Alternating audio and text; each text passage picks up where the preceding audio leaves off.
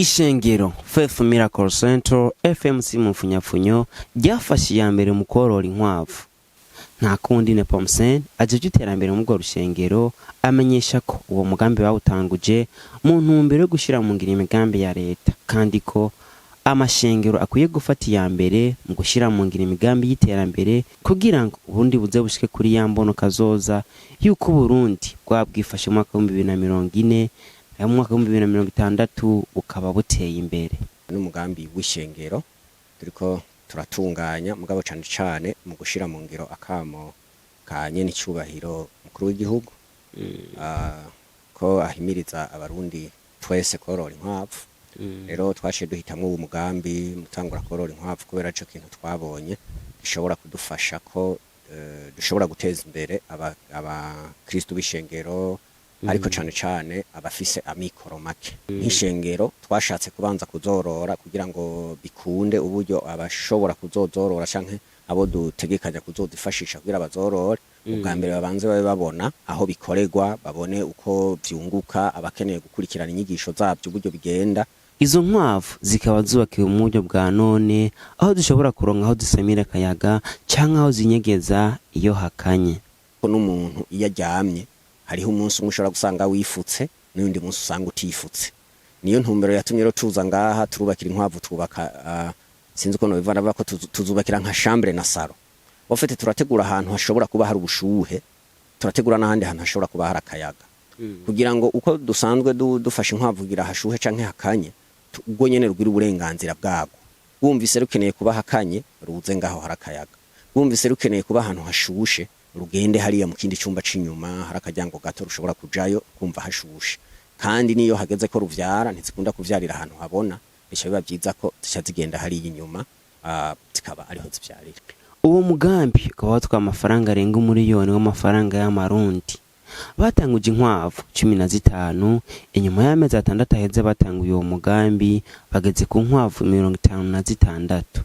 Hambavu yaho harapfuye inkwavu zitari nke bitewe nuko ubuhinga butari bwagwire. Bitewe nuko izo nkwavu ziriko ziragwira ku murindi udasanzwe, ubwo rushengero ruriko rurubaka ikindi kiraro kizororerwamo inkwavu zirenga 105. Tuma twariyumvire ko twoshira haha hantu hagutse, icambere kimwe n'umuvuduko zigwirako. Mu minsi mikeya tuzozizana ngaha. Tumaze kuzizana ngaha no kuvuga ko zivyaye rimwe gusa, zirya zose zikuze mwabonye zirimwo harya zose zirafisa amezi, zivyaye rimwe gusa navuze ko tuje twubaka n'ahandi ahazoca haba hato, kuko urukwavu zirya nkwavu wabonye zirya z'ubwoko bw'ikirundi tworoye, no kuvuga ko uruvyaye nke za nyuma ruvyara 5. Nuvara ko hariho uruzirenza 8, 10, 12. Urumva yuko vyoroshe yuko namba zivyariye rimwe ari 5 ko bishobora kugira. Urumva havyaye rero zishika 20, 30 inzu zica zibanke. FMC rikaba ryahisemo korora inkwavu z'ikirundi kuko arizo basanze zirinda ingwara cane. Ivyo gusa bariko baragira ubushakashatsi bwo korora inkwavu zivyarira mu kuzimu. Muravye inyubako uko imeze murabona ko hari ahantu hari hasi hari bibonekana kumenga ntihubatse, urabona ko hatanugaye. Aha twaharetse uko kubera tumaze gushiraho inkwavu ngaha hariho ubushakashatsi tugomba kuzokora kugira turabe ko dushobora kuhatungira za zindi zisanzwe mu kuvyara zitegezwa kuvyarira mu kuzimu. Turabe ko dushobora kuzishiraho, tuzohategura neza cyo gituma twahasigaje kugira ngo tuzeze tuhakorere ubwo bushakashatsi turabe ko bikunda. Pomsen amenyesha ko urukwavu rufise akamaro kanini cyane. Inkwavu ziratanga umwavu. Inkwavu zirata amaganga yazo aha turacyari ko turubaka, mwabonye hajya twahereye ko hari mireko. Aha naho ni mireko tugomba kuyishira ko vuba vayo ko tuyizanaho. Ajya amaganga yazo turayareka tukayabika. Hariho ibintu bimwe bimwe afasha mu kuvura ibitungwa, mu kuvura ibitegwa, mu gufumbira, na zisanzwe zifise n'amase yazo. No kuvuga rero iyo umuntu azoroye nagomba gutera kama nk'abantu babarimye. Byo bavyiza umurimyi akigora agatuma tunga n'inkwavu na 5 muhira kugira zimufashe kuronka ifumbire. Ico ni cyambere uca wunguka. Kandi turavye ku kuntu hari gihe usanga abana kugira ngo baronka akanyama, uravye ikiro c'inyama ayo kigezeko usanga hari gusanga atari kirenga. Mugabo ucunze inkwavu bisigura yuko ushobora kurya inyama cane mu gihe ubu zikunda canke wumva zishaka, kuko zikura n'ingoga, ni inyama ziryoshe. Urashobora kuronka inyama urya bitagoranye. ikigira kabiri uragurisha ukaronka amafaranga. Nepomsen ahanura aborozi b'inkwavu kwama bitwararika gukurikirana amagara yazo. Ikintu ca mbere rero urukwavu rukeneye gukurikiranirwa amagara yago.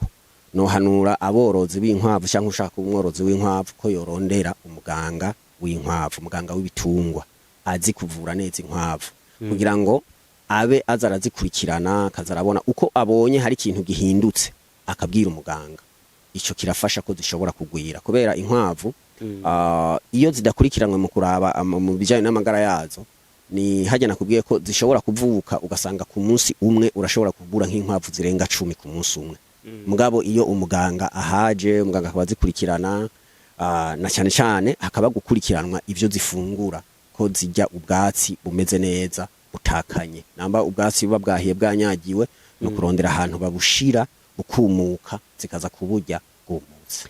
Iryo shengero rikaba rifise abahinga mu bijanye no korora bashobora gutanga inyigisho haba mu korora canke mu kubaka uburaro bw'inkwavu. Nifuza kugira icamenye ubwa mbere aha mubona turi hariho ishengero rimwe ryo mu mashengero yacu rikorera ngaha. Nk'abo baba baherereye mu Maramvya babajije ati ahantu hakorera ishengero FMC Faith Miracle Center bagashikira abarongozi baho. Hama ababa handi hantu ishengero FMC rifise icicaro gikuru hariya Ikarama aha bahita ku Karriere ni ku mutumba wa Gatunguru Karama aha haruguru gatoya ya Presidence.